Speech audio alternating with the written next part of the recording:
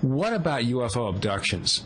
Well, in Mac's book, he actually evinces the same thing that I generally think about abductions, that number one, and that's a big one, and it overshadows all the other things that he says and I would say, we don't actually know what's going on. We don't know that it's aliens from other planets or whatever. We don't even know if they're physically real in the way that we think physically real is, because we have no real evidence. We don't have videotape of it happening. We don't have pictures of it. But there's definitely something going on. And there are definitely people that are having strange experiences. And a lot of them match up with each other. So what does that tell us? It tells us that we don't know everything we know. I mean, we don't know everything. Maybe we don't know everything we know either. We don't know everything about the way the human mind works and the way it interfaces with whatever, with the reality that it lives in and the ones we're not aware of. The quote I keep coming back to was told to me by Mario Pozzoglini, who was a clinical psychologist who had a heavy interest in the UFO subject. He died in 1998, I believe. But I knew him for about 4 years. And the quote that I always come back to from him was about abduction researchers. He said that they have little understanding or respect for the subconscious.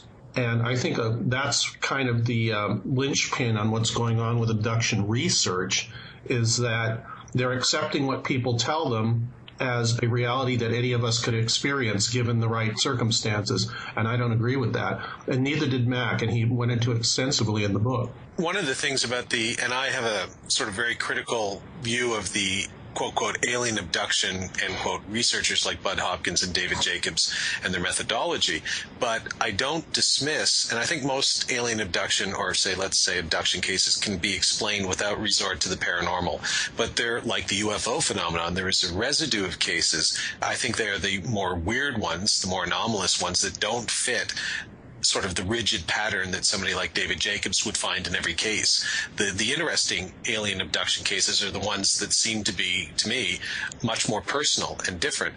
And I would say that it's possible, and Mac might have been on, I know Mac and I talked about this on several occasions, that you have UFO abduction researchers who are looking at the abduction phenomenon, or enigma as Kevin Randall would call it, from a purely physical point of view. The aliens come down, they walk through your walls somehow, they take you out of your bed, up to the spaceship, they prod you, they put you back in your bed, that's it. It literally happens. Whereas what if what's happening is all happening within your mind? It doesn't mean you're creating it. I'm not saying you're crazy, but what if it's happening at a different level of consciousness, almost like an out-of-body experience or something like that?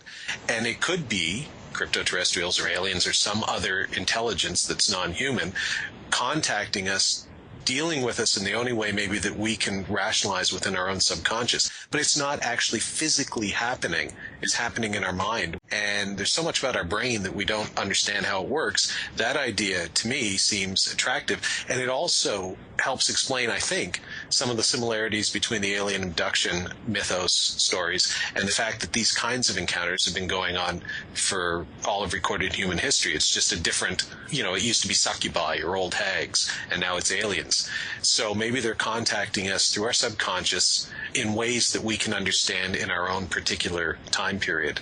Nick, what do you think of that idea? I actually agree with what you just said, Paul, pretty much for the most part. I've looked quite extensively into the abduction phenomenon, and, there's several important things to be aware of. You touched on one at the very end, the fact that, abductions in the literal present-day scenario, okay, they've only been reported for about 50, 60 years or whatever, or people have been hypnotized, have said, back in the 30s or 40s when they were little kids, they were abducted.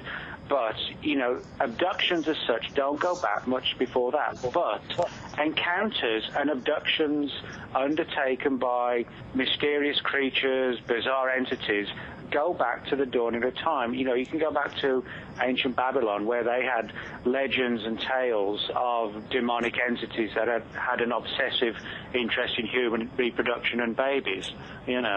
What's the difference between that and today's greys?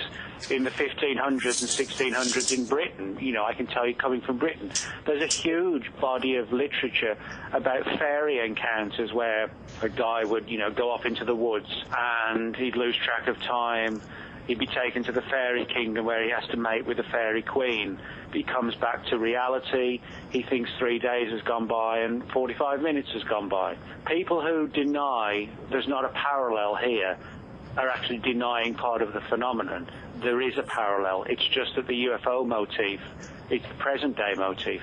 And there's also the illogical aspects that Mac talked about in his book. You know, the idea that extraterrestrials from a star system X number of light years away would be so compatible with us that our genetic makeup would allow them to save their race by just scooping a few eggs and sperm here and there. You know, that's just so simplistic.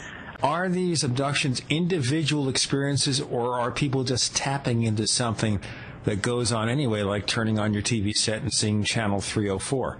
Mac and I, and I'm sure Nick and Paul, and maybe Gene, we're fairly convinced that there's something that's not human, that has some sort of consciousness that interacts with us occasionally. So I wouldn't say that we're just looking in on something and putting our own spin on it. It seems to be that there's something there that wants some sort of contact with us and is connected on a kind of an intimate level through our subconscious, and has been going, as Paul said, and a lot of people have said, has been going on for thousands and thousands of years, as long as there's been recorded history. There is something going on. There is a separate consciousness, and reality is, I'll put in quotes, separate consciousness and reality from us. And occasionally we will interact with it, and the reactions to it, like I said, are as individual as people are. But yes, I believe that there is something there. Now past that, I don't have an explanation for it, but we have all heard of, seen, and read about the manifestations of it.